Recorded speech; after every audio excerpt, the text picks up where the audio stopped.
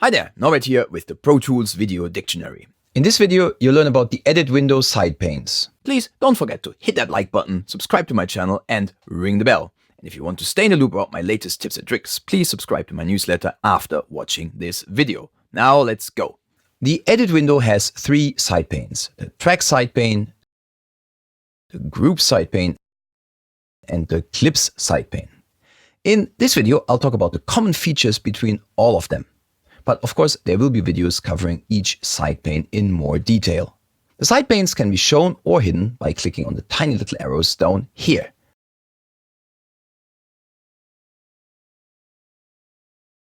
They can also be resized if you need to do that.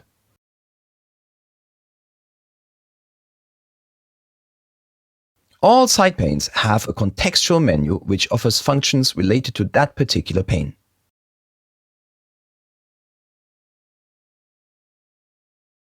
The groups and clips pane also have a command focus button.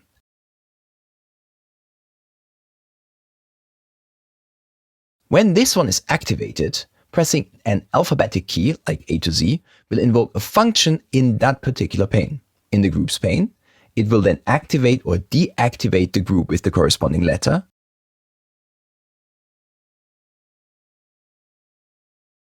And in the clips side pane, it will select the first clip starting with the corresponding letter.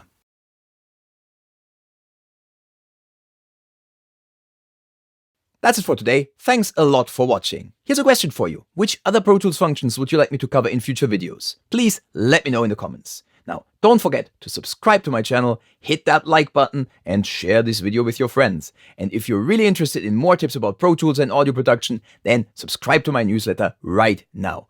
See you soon, and don't forget to make some noise.